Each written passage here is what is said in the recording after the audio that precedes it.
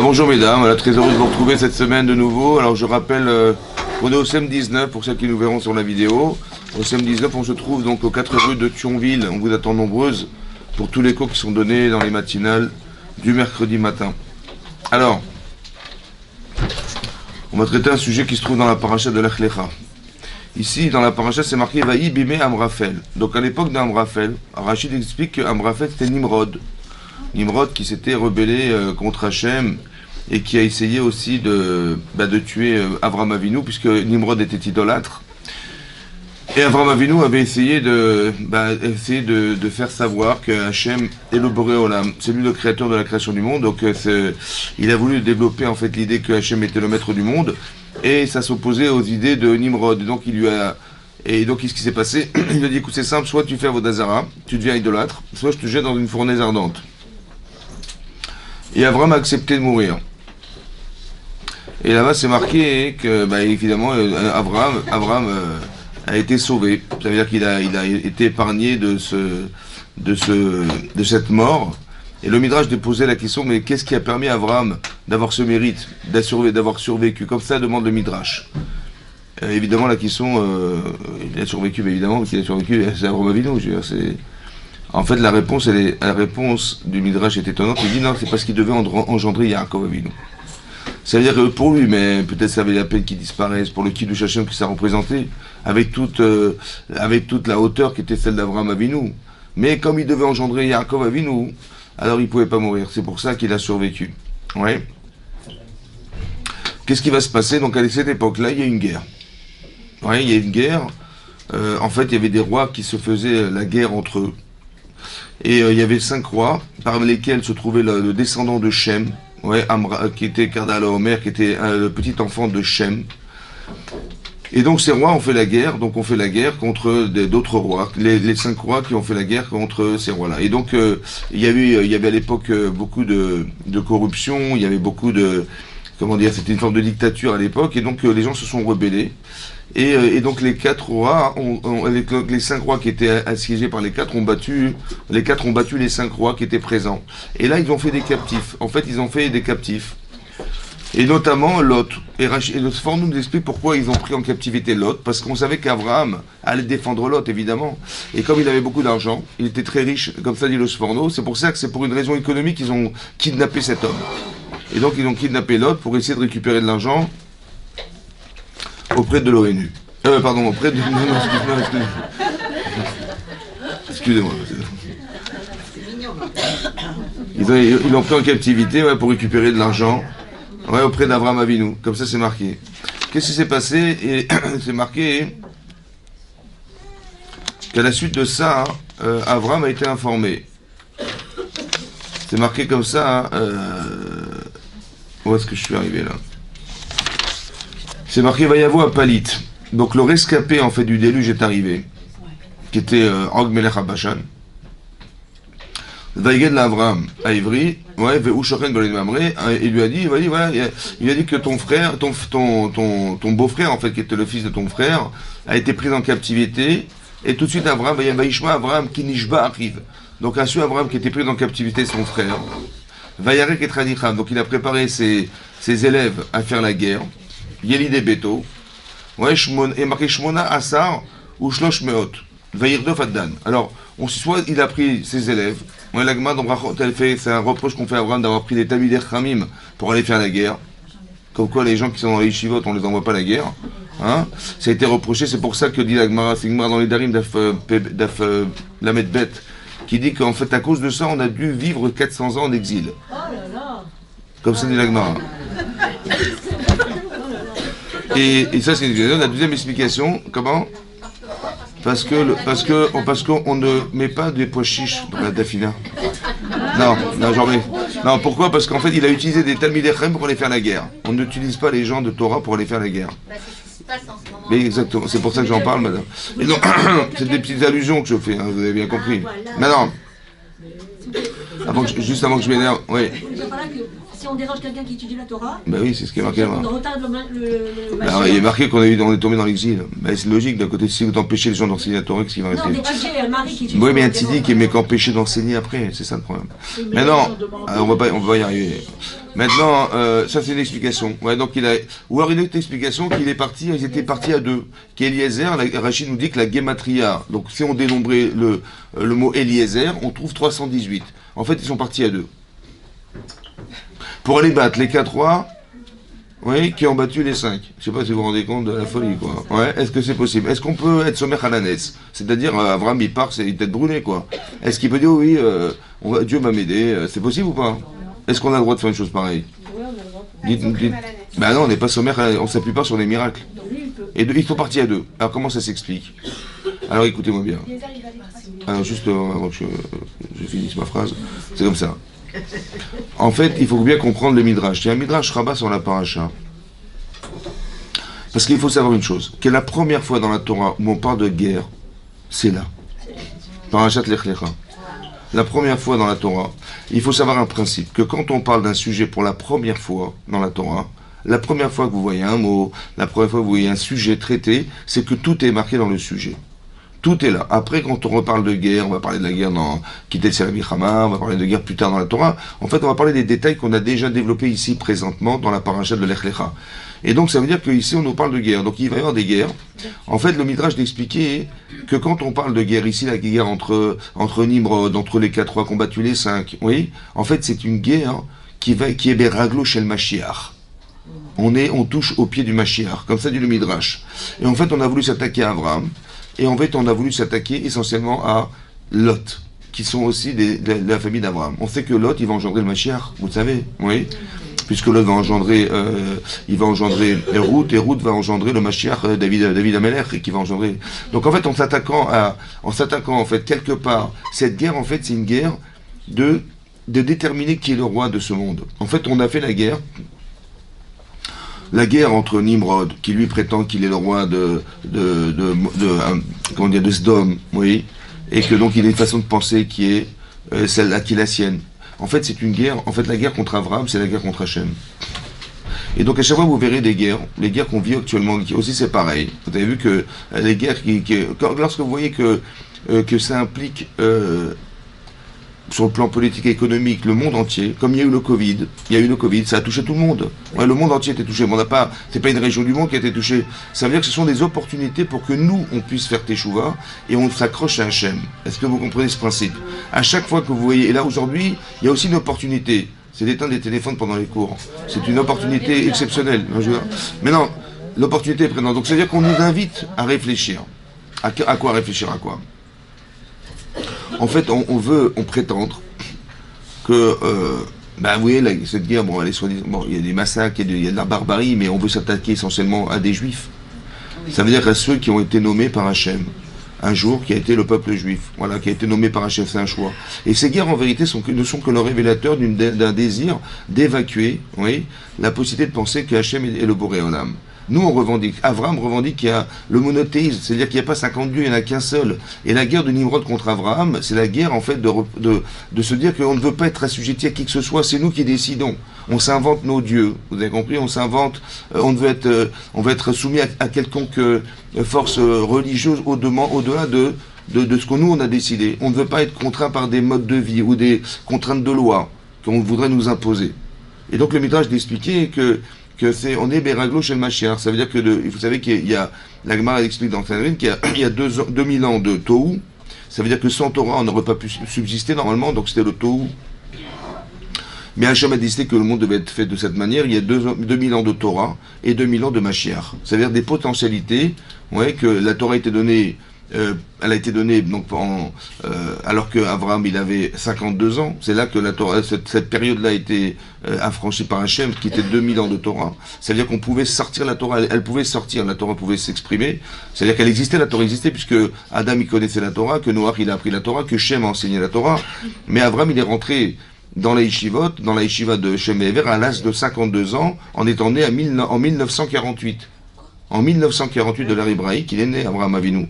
Et donc, pour arriver à 2000 ans, il avait 52 ans, comme ça dit Rashi, dans la Gemara Sanhedrin, Daf Tzadik.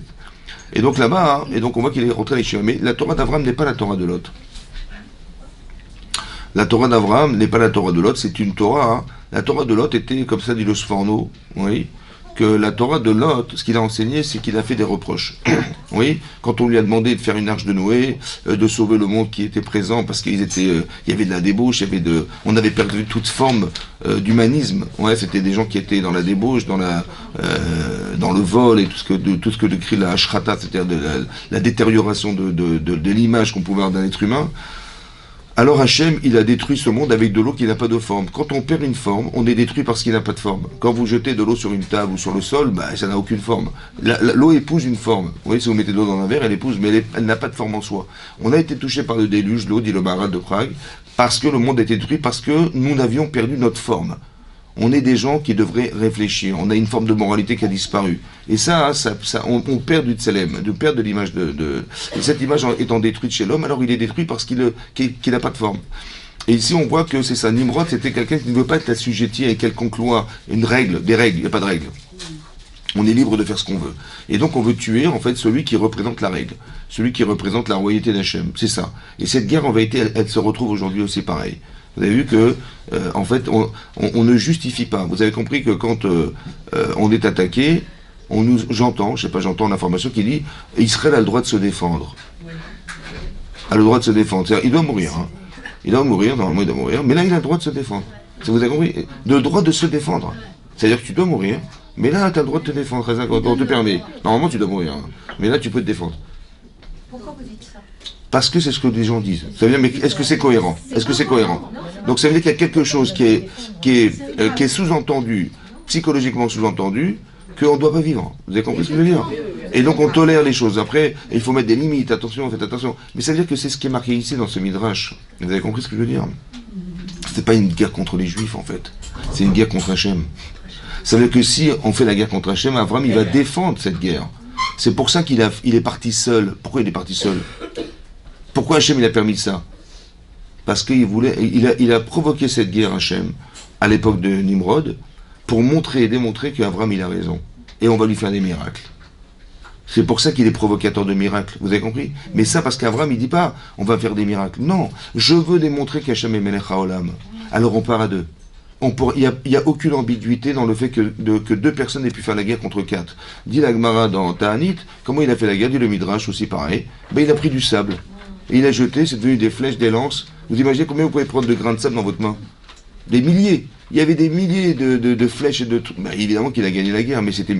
En fait, Abraham, c'est une tête brûlée. C'est pour ça qu'on dit dans la Tfila, Magen Abraham. C'est quoi Magen? Magen, les autres, ils prennent des êtres humains en bouclier humain. Ouais. Mais nous, on prend Hachem en bouclier humain. Vous comprenez? Il fallait démontrer qu'Hachem était le Boré Olam. Ça, c'était la démarche d'Abraham Avinu. C'est pour ça qu'il est sûr de son fait. Mais pourquoi faire? Pour libérer un prisonnier. Ça veut dire que, quelque part, la petite allusion que je vous fais ici, c'est qu'on devrait souffrir des gens qui sont captifs. Parce qu'on ne sait pas ce qui se passe là-bas. On a affaire à des barbares, à des gens qui torturent des gens. Ouais. Comment ils ont... Je ne sais pas. Mais moi, je me mets à leur place, je dis que c'est eux qui vivent la pire des situations. Et c'est ce qu'a vraiment pensé Abraham Avinu. Et avec le courage qu'il a eu d'aller faire la guerre, il a démontré qu'en fait, on ne peut pas supporter la souffrance. Et donc, il a été le sauvé. Vous avez compris? Oui, donc ça veut dire que tout est lié, vous avez compris, c'est ça. Il y a quelque part des liens étroits ici. Il y a l'autre qui a été emprisonné, il l'a sauvé aussi. Et bien exactement, et ça a marché. Ça veut dire que nous, on doit se dire qu'on doit avoir le courage de nos opinions. Donc on doit sauver nos et donc, otages. là où on se trouve, on doit avoir la force et se dire, on va s'en sortir. En fait, c'est une opportunité pour révéler qu'Hachem existe. Est-ce que vous comprenez ce principe? C'est pas de nous dire, c'est-à-dire que quand on va faire la tfila, on va pas demander à Hachem, tiens, débarrasse-nous de ces persécuteurs, débarrasse-nous de ça. Non, c'est pas comme ça qu'on doit prier. La prière n'est pas la solution à se débarrasser de ce qu'Hachem il a organisé. Exactement pareil que quand on a vu Paro arriver. Oui, on était devant la mer Rouge et on a vu Pharaon qui arrive. Bon, alors il y a des gens qui ont été se plaindre en se disant, mais qu'est-ce qu'on a été faire de sortir d'Égypte? Ils sont armés jusqu'aux dents. On n'est pas des combattants, on n'est pas des soldats. On va tous mourir. Mais j'aurais préféré rester un esclave en Égypte, souffrir là-bas, que de mourir dans le désert. Voilà ce qu'ils ont prétexté devant Moshe Rabbeinu. Ça veut dire qu'ils ont été prisonniers du regard qu'ils ont fait, de l'analyse qu'ils ont fait de la situation, en se disant, comme si il n'y avait pas de bon Dieu, il n'y a personne derrière. Nous, on sait que tout a été réfléchi, pensé. Donc tout ce qui arrive, on va été réfléchi. Pourquoi faire? Eh bien, il y a des gens qui ont compris qu'il fallait crier vers Hachem. Maintenant, pourquoi il fallait crier vers Hachem? On n'a pas dit qu'il fallait prier. On a dit crier. Ça va? Quand est-ce qu'on crie dans la vie? Quand ça va mal. Ben, je pense qu'on crie quand on n'a pas de solution. Ouais. Ou alors le sentiment est tellement puissant que je ne peux même pas t'exprimer ce que je ressens. Oui. Si par exemple, vous êtes sur votre lit comme ça va, allongé comme ça, et sur votre oreiller, vous voyez une petite araignée qui monte. Et vous avez la tête qui est... Et vous vous tournez comme ça. Je rêve ou... Bon. Qu'est-ce que vous faites? Ben, vous criez. Ouais. Si un enfant, il vient et voit un chien arriver sur lui, qu'est-ce qu'il crie? Il crie papa. Il dit, oui, pardon, maman, parce que maman, elle a toujours un fusil sur elle. Non, il crie maman, il crie maman. Et pourquoi il dit pas, maman, il y a un chien, il dit maman. Ouais, en fait, c'est ça qu'il faut comprendre, c'est que on s'accroche. L'objectif, c'était de s'accrocher à Hachem. C'est pas de dire, vous avez compris, si Hachem, il a envoyé les paro, c'est pas pour nous dire, mais débarrasse-moi de ce que tu m'as envoyé, parce qu'il fallait pas l'envoyer. Je t'en supplie, Hachem, débarrasse-moi de paro. Mais alors pourquoi tu me l'as envoyé si c'est pour m'en débarrasser? Il fallait pas me l'envoyer. Vous avez compris que c'est pas ça. En fait, on a un niveau de Emouna, ou d'approche, on est proche d'Hachem, suffisamment pour sortir de Mitzrayim. Mais pas forcément assez proche d'Hachem pour pouvoir recevoir la Torah. Alors qu'est-ce que fait Hachem? Eh ben, il t'envoie Aman, il t'envoie Paro, il t'envoie, etc. Pourquoi faire? Pour que tu t'accroches à lui. Et ce niveau d'émouna que tu vas atteindre en voyant les miracles qui vont se dérouler, mais ça c'est dans la perspective où tu crois en Dieu. Avraham Avinu, il est sûr que Hachem va le sauver. Il part dans la perspective de faire une mitzvah de Pidyon Shvuim, de libérer des prisonniers. Je pars pour une mitzvah, mais qu'est-ce qui peut m'empêcher de l'arriver à ce résultat? Rien ne peut m'empêcher, c'est une mitzvah. Alors je fonce. Je dis, mais t'es malade, tu vous partez à deux, t'es fou. Mais c'est pas pour moi que je le fais, c'est pour Hachem. Vous avez compris ce qui se passe? Et Hachem, il a très bien compris que tout ça, c'est provoqué par Hachem pour dévoiler la royauté d'Hachem. Alors il y va, il est sûr qu'il va gagner. Et qui c'est qui organise ces miracles? C'est Hachem. Vous avez compris ce que je veux dire? Ça veut dire que c'est extraordinaire, ça veut dire qu'on devrait comprendre que la situation qui est la nôtre, c'est simplement Hachem pour dévoiler une opportunité de le dévoiler. Pourquoi vous croyez que l'islam, ils ont un seul Dieu? Pourquoi vous croyez que le christianisme, ils ont abandonné l'idolâtrie, ils ont un seul Dieu? Pourquoi? Et pourquoi ils se font la guerre et on se fait la guerre? Parce qu'ils veulent démontrer que ce qui est leur Dieu, c'est le leur. Le nôtre, le leur, celui des autres, c'est le leur. Et nous, on a le nôtre. Qui c'est qui va gagner? Alors nous, on est là pour démontrer que, au final, il n'y en aura qu'un et c'est le nôtre. Et quand ils verront qu'ils se sont trompés, ils reconnaissent qu'il n'y en a qu'un, mais lequel? Alors ils verront, et c'est ça la démonstration ici. On doit s'accrocher à l'idée que Hachem doit se dévoiler dans le monde. C'est ça le Mashiach en fait. Et ces opportunités qui nous touchent essentiellement, personnellement, parce que là on parle de l'actualité, mais on parle que de nous. On parle plus de la Russie, on parle plus de l'Ukraine, on parle plus de personne. Mais du matin au soir, on parle de comment ils vont faire, ils vont aller à la guerre, ils vont rentrer quand. On parle de ça, là. Est-ce qu'on va envoyer des vivres aux Palestiniens? On parle que de ça. Mais pourquoi faire? Mais c'est une opportunité, c'est de comprendre. En fait, on veut nous dire, mais Hachem, dévoile-toi. Voilà, montre-nous que, à travers ce qui va se passer, on va avoir des miracles incroyables, que les rescapés vont sortir de là. Mais parce qu'il faut partir dans cet esprit-là. Il faut qu'on soit solidaire de cette idée-là. C'est ça qu'Abraham il a réussi à nous faire comprendre ici. Il est parti à deux. Ils sont partis à deux. Mais qu'est-ce que tu crois que tu vas gagner à deux? Attends, les 4 rois ont battu les 5. Et toi, tu pars à deux pour battre les 4? Mais c'est impossible. Mais non, moi je ne pars pas en mon nom, je parle au nom d'Hachem. Je dévoile que. C'est pour ça qu'il faut que nous, on soit solidaires de cette idée-là. On va augmenter notre émouna. On va s'accrocher à ce qui est incapable, on est incapable de concevoir. C'est impossible de concevoir une chose pareille. Quand on voyait la guerre qui va se dérouler, mais qu'est-ce que tu vas faire à Gaza? La guerre contre qui, contre quoi? Alors on va rentrer dans les habitants, machin, c'est quasiment impossible. On est un petit peu comme les d'Israël devant la mer Rouge, on est un petit peu comme on est pris en étau, en sachant que la solution n'existe pas. Mais la solution, mais qui c'est qui a organisé tout ça, mon chéri? C'est Hachem. Il veut que tu fasses appel à lui. Ils le font. Ben oui, mais c'est ça qu'on doit faire aussi nous. On habite ici, on doit s'accrocher à ça, c'est tout. Qu'est-ce que vous voulez qu'on fasse ici? On va pas partir faire la guerre là-bas, on peut pas. Donc, par contre qu'on peut faire, c'est créer cette solidarité. Ou alors de savoir qu'on a un objectif, c'est que tout ça a été pensé pour qu'on se rattache à Akadosh Baruch Hu. C'est tout ce qu'on a besoin. Vous avez compris? C'est ça qu'on a besoin. Et c'est cet attachement-là qui va changer la réalité. La même manière que vous auriez jamais imaginé que la mer allait s'ouvrir. Qui c'est qui aurait cru que la mer va s'ouvrir? La mer s'ouvre. Miraculeusement, elle s'ouvre. Et on rentre dans un couloir de l'eau. On rentre dans la mer, on rentre dans ce couloir. Et on nous pourchasse, et on nous suit, et on croit que c'est fini. Et qu'est-ce que fait Hachem? Il va noyer ces Égyptiens, on va faire la Shira, et là, il y a Mino Bachem.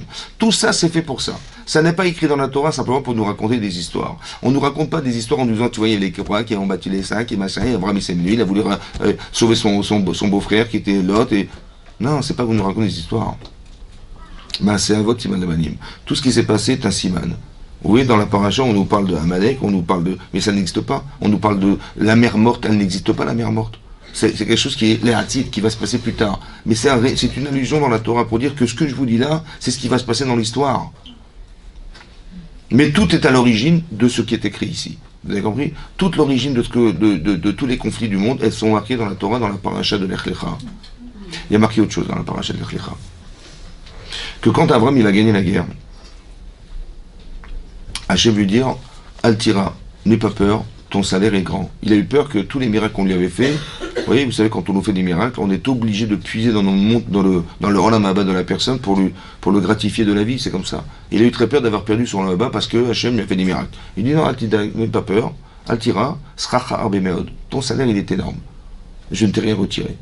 Ah, sur ce, Abraham, il va dire, il dit, mais bon, tout ça c'est beau, tout ça c'est gentil, mais je sais que j'ai un élève qui s'appelle Eliezer, et que je n'ai pas d'enfant, donc je sais que l'héritier de mon héritage va passer chez Eliezer. Damasek, Eliezer, c'est lui, ouais.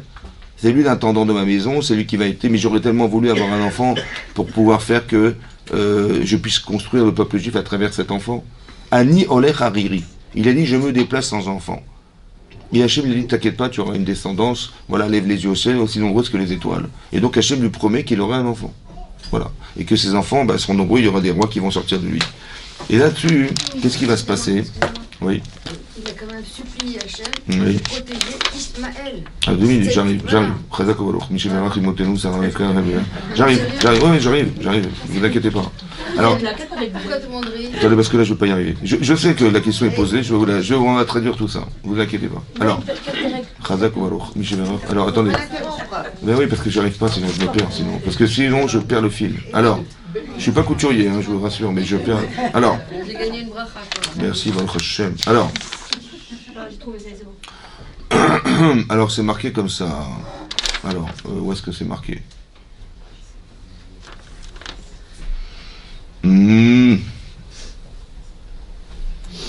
Alors, sur ce, c'est marqué dans le Perek Tetzain.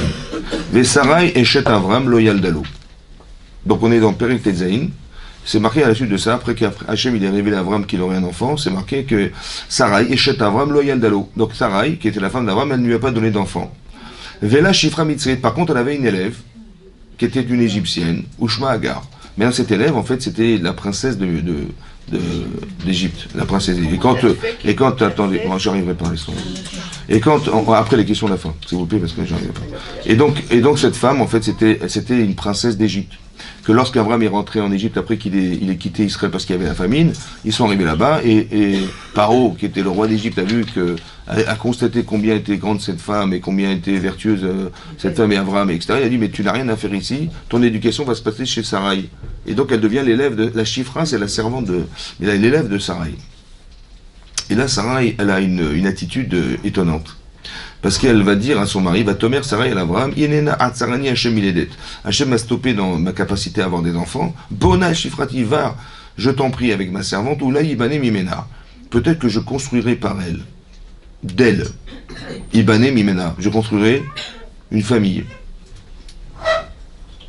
Une attitude normale, ça? Non. Hein? C'est pas original, c'est anti-féminin, c'est pas une femme elle préfère divorcer 50 fois que de proposer à son mari d'avoir une autre femme qu'elle, de partager sa vie avec une autre femme. Donc qu'est-ce qu'elle fait Sarai? En fait Sarai, elle sait qu'Abraham aura des enfants. Elle le sait ou pas? Mais avec qui? Elle ne sait pas. Elle a dit, j'ai pas eu le mérite. Ouais. Peut-être que c'est pas par moi que ça passera. Ou du moins, ça c'est une façon de voir. Ou du moins, il y a une autre façon, dit le Sforno, c'est que en lui donnant Agar à Abraham, ça va stimuler chez elle le désir d'enfanter. Je construirai pas, elle n'a pas dit elle construira par elle. Ça veut dire que le fait d'être jalouse, de savoir que son mari il a une autre femme dans sa vie que elle, ça va stimuler chez elle le désir d'enfant. C'est ce que dit le Sforno. Il le dit là, et il le dit aussi pour Rachel, quand elle a donné sa servante à Yaakov. Vatikar Sarah et Abraham est Agar Mitzri. Donc, qu'est-ce qui a été cherché? Qu'est-ce qui a été cherché Agar? Sarai, Vatikar.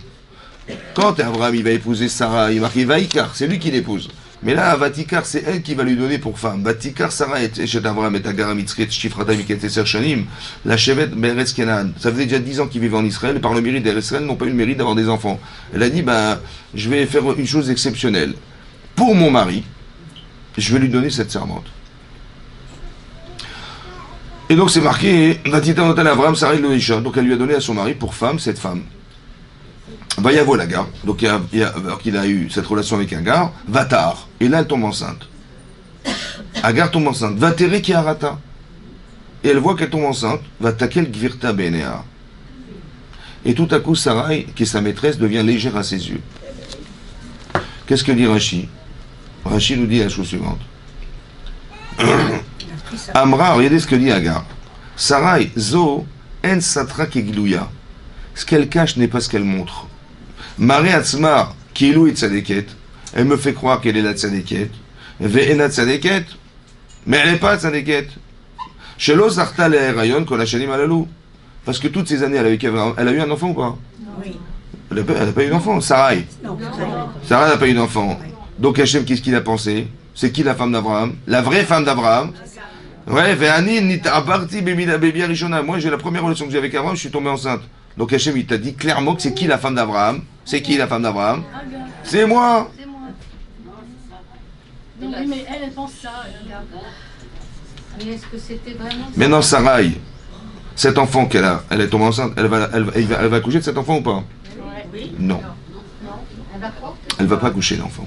Elle va, parce que le dit Rashi qu'elle va l'affliger Sarai à cause de ça, et elle va à cause de la Rina. On sait que Sarah était tunisienne. Et elle lui a foutu la Rina. Et donc elle a perdu cet enfant, elle le perd cet enfant. Après, parce que Rashi nous dit que Ishmael qui va naître après, il n'est pas le premier enfant né en fait. Ah oui. Et non. Et donc c'est ça. Donc elle va lui mettre la Rina, le mauvais œil. Et donc elle va perdre cet enfant. Mais c'est marqué.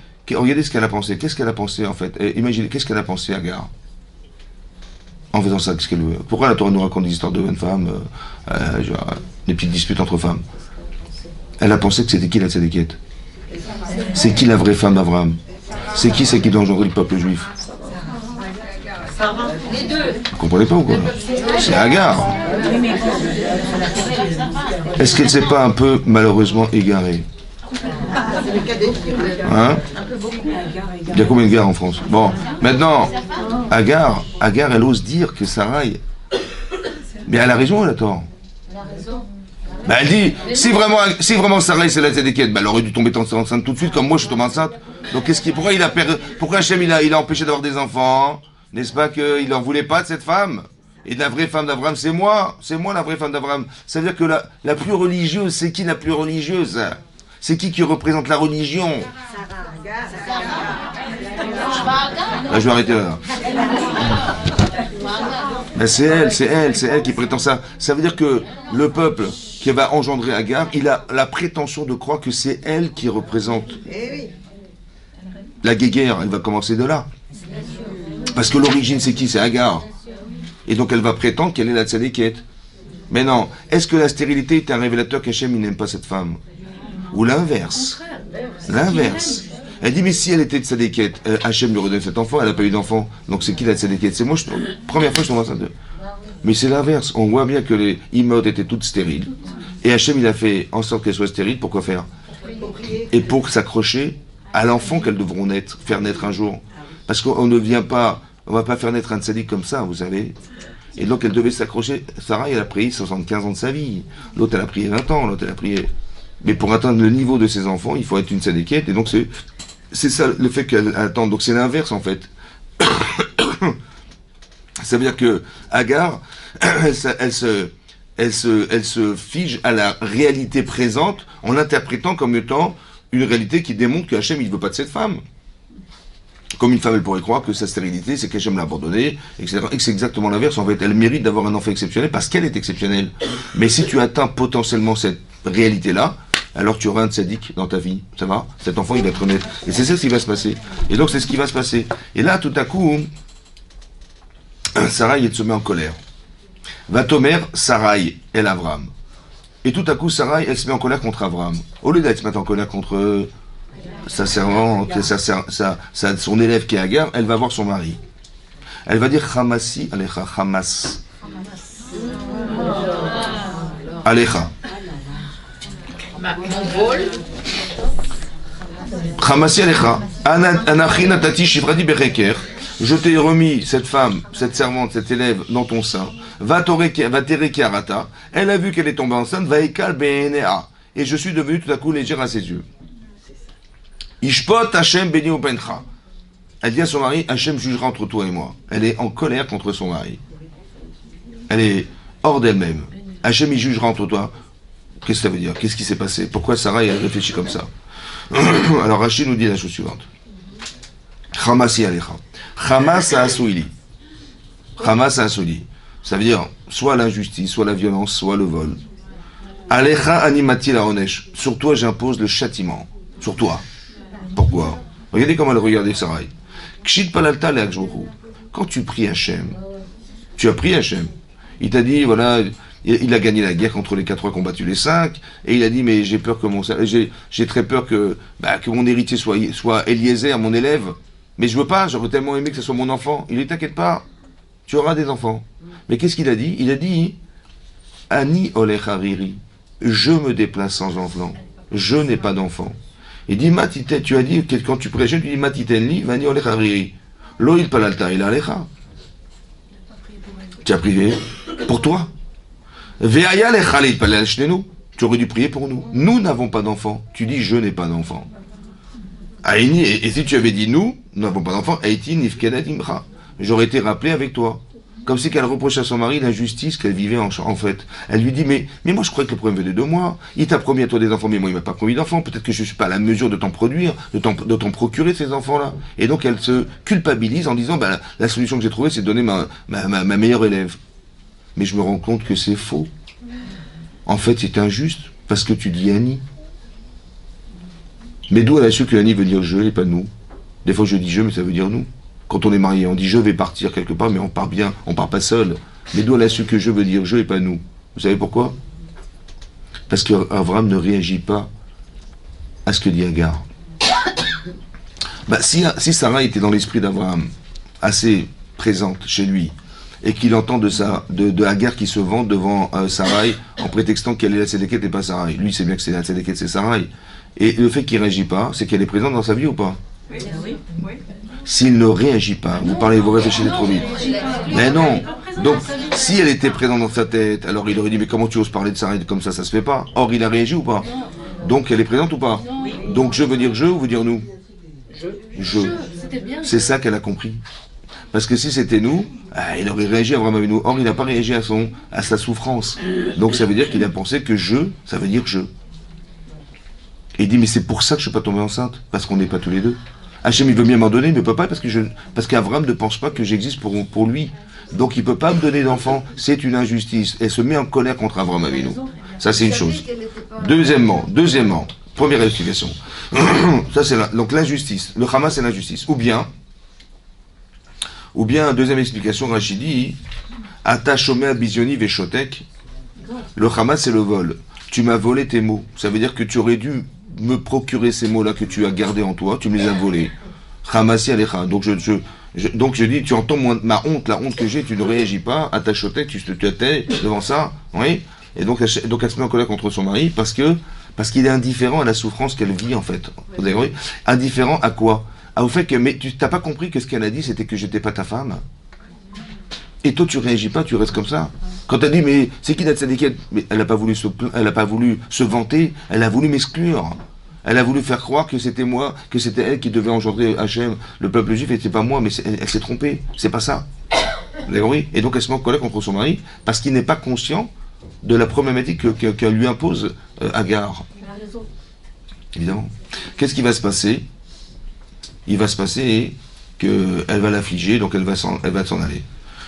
Et donc elle va sortir, et tout à coup elle apprend d'un ange, de plusieurs anges à la fois, on va dire Rashi, qu'elle va engendrer un enfant. Ne t'inquiète pas, tu auras un enfant.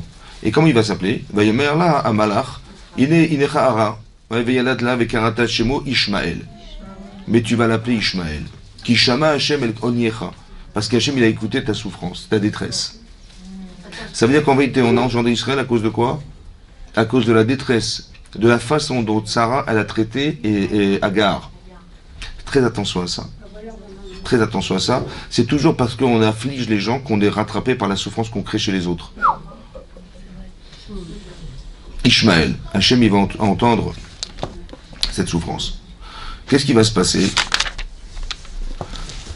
C'est marqué que plus tard, Hachem va. Donc quand Avram il aura 99 ans, il y a marqué. Donc Ishmaël est né entre temps. Donc il s'est passé.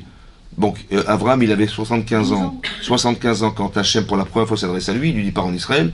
Là, elle a attendu 10 ans en Israël, il a 85 ans. Ouais. Entre temps, Ishmaël naît, et là, il a 99 ans. Donc il s'est passé 14 ans. Vaï, on passe de Avram ben Tishim Shana vete Shashanim, donc il a 90 ans. Vaïra Hachem el Avram. Et sur ce, Hachem va apparaître Avram. Il va lui dire la chose suivante. Vaïmer elav, Ani kel shakai, taler lefanaï veyetamim. Donc déplace-toi devant moi et sois tamim, et sois entier. Veetna beriti benu bencha. Je vais établir une alliance entre toi et moi. Verbe otecha bim od meod. Et je te multiplierai énormément. Et Vaïpol Avram al panav. Et donc Avram, il entend cette prophétie-là, il tombe par terre. Vaïdeber ito Elohim le mort, il lui a dit. Ani ine beriti itar. Donc j'établis une alliance avec toi. Vaïti le av. Vaïta le av amon goïm. Maintenant tu vas devenir non pas le père de Aram où tu vis, à Padan Aram, le père de Aram Avram, mais tu vas devenir Avraham, le père des nations, de nombreuses nations. Velo ikare od et shimcha Avraham. Vaya shimcha Avraham. Qui av amon goïm de tatira. Je t'ai placé en tant que père de nombreuses nations. Maintenant je t'ai placé parce que tu es devenu Avraham. Vous avez compris que le changement de nom d'Avraham, c'est pas qu'Hachem dit bon écoute, c'est le moment, on va te changer ton prénom, comme ça tu vas devenir le chef de toutes les nations. Non. Le père de toutes les nations, non. C'est qu'Avraham, il est devenu cet homme. Et c'est ça qui fait qu'Hachem lui change son nom. C'est ça qui est marqué dans la Gemara dans Rosh Hashanah, Daf Café. Ouais. Sans sucre, hein, café. C'est marqué quoi? Que Hachem, quand on change de nom, ouais, il y a marqué ta femme s'appellera plus Sarah mais Sarah, c'est qu'elle est devenue Sarah. Et donc son nom change. C'est pareil. Quand vous dites je ne me retrouve pas dans ce que j'étais il y a 5 ans, c'est que vous avez changé votre nom. Ça va? Tu dis mais tu te rappelles comment tu étais il y a 5 ans, franchement, mais t'as changé, je te reconnais plus. Mais je ne suis plus cette femme. Ouais, je dis mais rappelle-toi. Non, tu n'as plus ce prénom, oublie cette femme, pour moi c'est plus moi. Vifriti au trabimon beod. Hachem dit je te fructifierai énormément. Mais la tatira les goïm, melachim, de toi sortiront des rois. Ve'akimoti et beriti beni bencha. Et j'établirai une alliance entre toi et moi, ben zaracha recha, et ta descendance après toi. Les britolam, une descendance à jamais, un lien à jamais. Liot lechal lokim, vezaracha recha, pour toi Dieu, et pour ta descendance également. Ve'latati lecha ou zaracha recha et teres megorecha. Et je te donnerai aussi par la suite et à ta descendance la terre de tes ancêtres. Et teres kenaan. Le'achuzat olam. Un héritage olam. Ad vitam aeternam. C'est une promesse d'Hachem. Ça dérange ça. Il y a marqué achuzat olam. Ve'aita lahem lokim. Et je serai aussi pour tes descendants un Dieu. Mais vous avez vu qu'il a donné cette terre d'Israël. Mais pourquoi à chaque fois il rappelle, je te donne la terre d'Israël, il a dit Abraham, il a dit à Yitzhak, Yaakov, pourquoi il nous parle de la terre d'Israël? Hein? Mais pourquoi faire? Pour dire une chose comme ça. Qu'est-ce que tu nous parles de la terre? Dis-moi, vous allez avoir le Baba, vous serez des tzadikim, je vais vous donner la Torah. Non, il dit, je vais vous donner la terre d'Israël. Parce que l'objectif, en fait, je pense que l'objectif, c'est qu'Hachem, il veut être Shochen Shrinato, Be-Israël. Il veut faire qu'il réside quelque part. Et cette résidence qu'il veut établir, elle se passe en Israël, dans le Beth Amikdash. C'est pour ça qu'il espère qu'on va se retrouver, parce que l'objectif, on va être des tzadikim, des tzadkaniyot, mais dans quel but? Pas pour soi-même, pour faire résider Hachem sur la terre. C'est pour ça qu'il nous promet la terre d'Israël. C'est pour ça que les Meraglim qui ont fait du Lachon Hara, de la médisance sur la terre d'Israël, c'est pas qu'ils ont dit du mal de la terre. C'est pas ça qui est grave. Ce qui est grave, c'est qu'ils ont empêché les Israël de rentrer en Israël. Oui, non. Et donc Hachem, il soit Shochen Shrinato, mais Israël. C'est ça qui est grave. C'est d'avoir empêché les Israël. C'est beaucoup plus subtil que ça, vous comprenez? Vayomer Elokim al Avram, Veata et Beriti Tishmor. Mon alliance, tu garderas. Quelle alliance? Quelle alliance? Ils disent Zot Abrit. Voici l'alliance. Asher Tishmeru Beni ou Benechem, que vous garderez entre moi et vous. Bezaracharecha, et après, et à ta descendance après toi. Imol Lachem Kol Zachar. La brite qu'on établit, c'est la brite Mila, la circoncision. Ou maltem et kol basar olarte. Et donc c'est ça. La Brit Mila va tout changer en fait. Et il demande à Hachem, il demande à Abraham de circoncire ses enfants. Imol, amol, imol, et il bitra, betera ou biktat kaspera. C'est ça qui va faire que il va faire la Brit Mila. Et donc c'est marqué, on fera la Brit Mila à partir de 8 jours. C'est ça qui est marqué ici. Qu'est-ce qui établit l'alliance qu'on va nous garantir à la terre d'Israël? C'est la circoncision. C'est pour ça que dans cette paracha, il va faire la circoncision de Ishmaël. À quel âge? À 13 ans. À 13 ans. À 13 ans.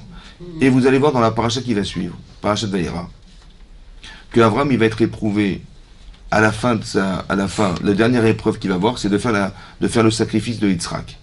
Et là-bas c'est marqué, après ces paroles, Dieu va éprouver Abraham. Après quelle parole? En deuxième explication, Rachid donne, il dit que Ishmaël il vient voir Yitzhak. Il lui dit, dis-moi, on a contracté une alliance, oui, avec Hachem. Oui. Quelle alliance? La Brit Mila. Moi, je l'ai faite à 13 ans. Donc j'étais conscient. Je savais ce que ça engageait. J'ai souffert et j'ai accepté de souffrir pour Hachem. Je me suis sacrifié pour lui, j'ai accepté de faire la Brit Mila. Mais toi, t'avais quel âge? Vas-y, j'avais 8 jours, comme la Torah préconise. Mais j'ai compris mes 8 jours. Quel engagement? Où tu étais? Combien tu t'es engagé? Combien tu as vu le sacrifice personnel que tu as dû engendrer pour accepter cette alliance? Rien. Il dit donc c'est qui a contracté l'alliance? C'est toi ou c'est moi? Pourquoi il dit ça? Pourquoi il dit ça Ishmaël? Parce que Ishmaël, quand il a entendu dans la paracha qui est marqué, qui va suivre, que finalement Sarah, quand elle va voir Yitzhak, elle va voir que Ishmaël va mal tourner. C'est marqué Metzarek, il s'amuse. Et Rachid dit qu'il s'amuse, ça veut dire qu'il fait Avodazara. Donc il devient idolâtre, il devient un criminel. Comment il devient criminel? Parce qu'il s'amuse. En fait, Sarah, il va dire à Abraham, je ne veux pas qu'Ishmaël hérite de toi. Je ne veux pas qu'il hérite de mon fils Yitzhak. Et ça va déplaire à Abraham. À l'odo de Béno sur ce qu'on prétend sur son enfant Ishmaël. Et là, Hachem va dire, écoute la voix de ta femme, qui bé Yitzhak et karel echazara. Parce que ta descendance ne passera pas par Ishmaël, elle passera par... Ça veut dire qu'Abraham, il pensait qu'elle passerait par... Bah oui, c'est l'aîné d'Abraham. Et Hachem lui dit, non, tu t'es trompé. Elle passera par Yitzhak. Maintenant, qu'est-ce qui est marqué? C'est quoi? Il s'amusait à quoi?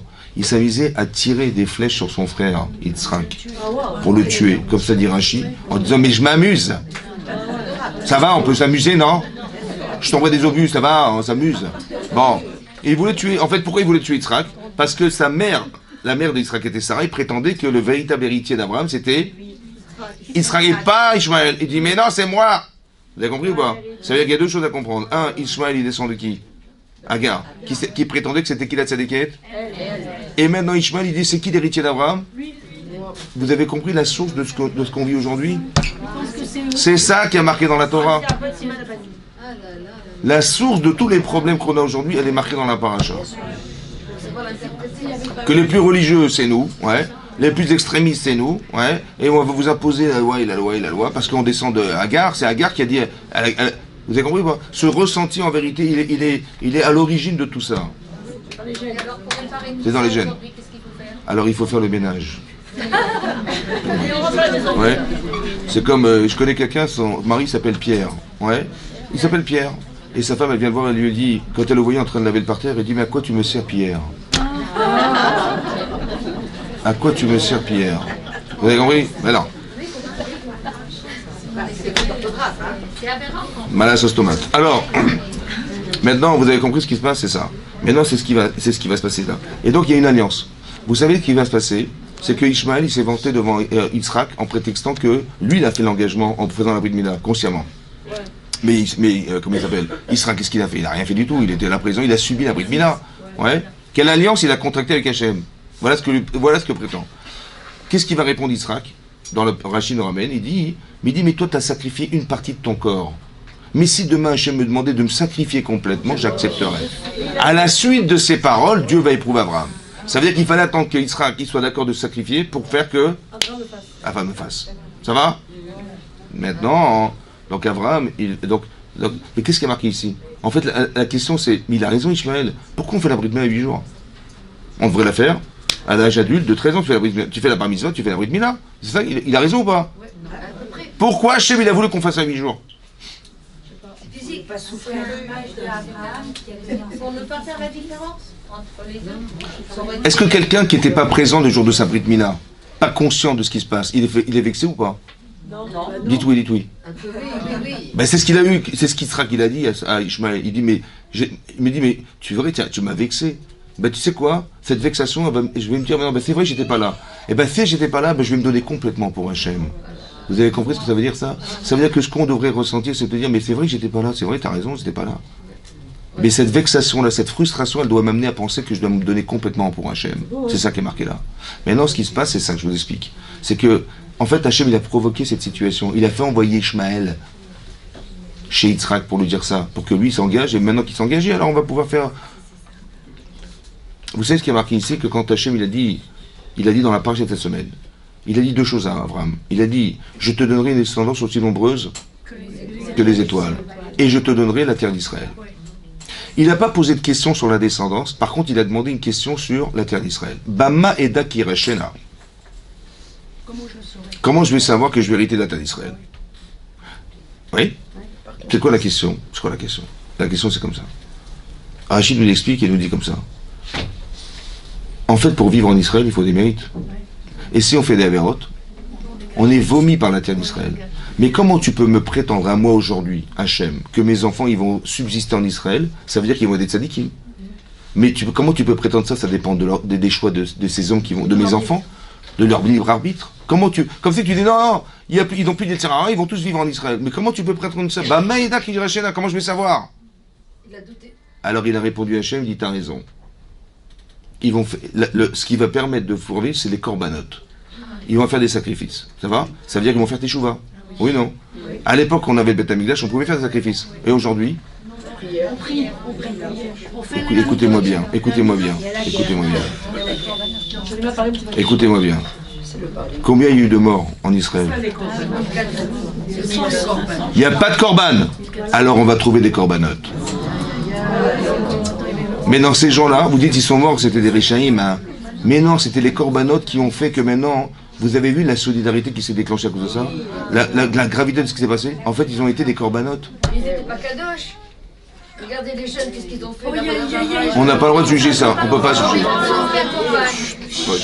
On s'était. C'est justement le Yetzer Hara. C'est justement le Yetzer Arafat. Ah oui, je veux dire, frère, qui nous fait croire que c'est à cause de ça. C'est faux, on n'a pas le droit de juger. Ils sont partis, et écoutez-moi, mais si vous jugez, chut, on se tait. Non, parce que vous créez des kitrougim en disant ça, c'est absurde de faire ça. On ne dit pas ça, on doit dire. Ils sont partis. Là, ce qu'il faut comprendre, c'est ce que ça a provoqué. Moi, quand j'apporte un korban au Beth Amikdash, je me dis, mais j'aurais dû être à la place du korban. C'est moi le korban. Ça va? Donc quand on prend les graisses, je sais que j'ai fait des fautes à cause de... Je me suis engraissé. Je sais que les entrailles que j'ai pris, en fait j'ai fait par intérêt, vous avez compris? Donc on prend les entrailles, on les sacrifie, on prend les machins. C'est ça. On dépaisse la peau, etc. Voilà ce que j'aurais dû devenir. Maintenant le korban, c'est moi. Maintenant on n'a pas de korbanote. On ne peut pas faire teshuva. Qu'est-ce que fait Hachem? Il faut comprendre que le korban doit engendrer chez moi le fait que je change. Donc ici on a bien compris que c'était des corbanotes. Et donc ça veut dire que si on veut résister à ça, on doit s'affirmer, on doit être beaucoup plus courageuse, on doit être plus fort dans nos ambitions et dans nos perspectives de vie. C'est ça que ça veut dire. On doit changer. C'est ça qui s'est passé. Vous avez vu la solidarité qu'il y a en Israël? Mais c'est ce qui nous manquait. C'est ce qui nous manquait. Ils ont été des corbanotes. Il a dit Hachem à Abraham, il a dit, il n'y a que les corbanotes. Ça veut dire la teshuva. Donc soit tu amènes un korban, soit malheureusement on va trouver des corbanotes. Vous avez compris? Ça veut dire que c'était des gens qui ont été utilisés. Je ne sais pas si vous vous rendez compte du shroud qu'ils ont. Mais ils sont des marlaminatema, ces gens-là. Vous avez compris ou pas? Parce qu'ils ont provoqué. Je sais pas. Vous connaissez un rave qui a créé autant de solidarité en Israël? Non. Vous connaissez un rave? Non. Par contre, ça a marché. Mais ça veut dire qu'ils avaient des neshamot spéciales. C'est pas le contraire qu'il faut dire, chas shalom. Vous avez compris ou pas? Eux, c'est des tinok shenishba, les pauvres types. Ils connaissaient rien. Mais ils ont été utilisés pour que. C'est ça qu'il faut se dire. Ça veut dire que tout ce qui est marqué dans la paracha, on le retrouve dans l'actualité, et ça nous fait avoir des frissons, parce qu'on se dit, mais ça veut dire qu'Hachem, il avait tout organisé. Que tu dis, mais est-ce qu'on peut critiquer le gouvernement israélien? Est-ce qu'on peut gouverner? Ah, ils n'ont pas fait attention, mais tout, vous comprenez, les types, c'est des experts en informatique, en information, ils sont mondialement connus. Comment ça se fait qu'ils se sont fait avoir? C'est Hachem. Il a voulu ça. Il a voulu que, maintenant, c'est une opportunité. Il ne faut pas la rater. C'est pour ça que je vous dis que il faut comprendre ce message, il faut comprendre les subtilités et décrypter la situation pour bien comprendre que c'est provoqué par Akadosh Baruch Hu. Maintenant, le message, c'est il faut de la solidarité. C'est une opportunité pour nous de faire venir le Mashiach. Il faut qu'on prie pour que Hachem il soit mamlir dans leur âme. C'est ça la guerre, en fait. C'est pas la guerre contre les Palestiniens, contre les, je sais pas quoi, le Hamas. Non. Tout ça, il faut comprendre que tout ça, c'est provoqué parce que c'est une guerre contre, entre guillemets, Hachem. Chacun veut prétendre que c'est lui son bon Dieu, c'est le sien. Et donc on va tuer des juifs parce que ça nous dérange de savoir qu'ils sont présents. Comme Ishmael, il voulait tuer Yitzhak. C'est comme ça qu'il faut le traduire. Pas dans l'esprit de dire mais pourquoi tu veux tuer des juifs et plus des juifs que des Américains, je comprends pas. Et à chaque fois, c'est les juifs, ils sont toujours terrorisés et persécutés dans le monde entier. On a peur des émeutes en France, mais c'est quoi cette histoire de fou là? On a le droit de se défendre, mais je deviens fou, c'est quoi ce discours là? Mais est-ce qu'on a le droit de nous tuer d'abord avant de dire on a le droit de se défendre? C'est n'importe quoi. Et donc vous avez bien compris que l'incohérence, elle est divine. C'est pas humain ça. C'est de dire mais bougez-vous. Faites... Quand Hachem il envoie par haut, il dit mais criez-moi, criez vers moi que je vous sauve. Hachem il dit je veux vous sauver. Alors malheureusement on n'a pas la conscience d'être assez proche d'Hachem. Alors qu'est-ce que fait? Il envoie par haut. Il t'envoie Aman, il t'envoie Esav, il t'envoie machin, pourquoi faire? Parce que Esav il a réussi à faire devenir Yaakov en Israël. Aman, il a réussi à nous faire avoir la Havat Hashem comme on n'a jamais pu l'atteindre, même à Shavuot. Ça veut dire que c'est des provocateurs de situation. Vous avez compris ce que je veux dire? Et c'est ça qu'il faut comprendre. C'est ça qu'on doit. Ça, on n'en parle pas, mais ça veut dire que vous avez compris. Ils ont été des vecteurs de Teshuvah. Ils ont été des vecteurs, ils sont là que pour ça. C'est pour ça qu'il ne faut pas se tromper. Il faut être clair dans tout ça. Chazakou.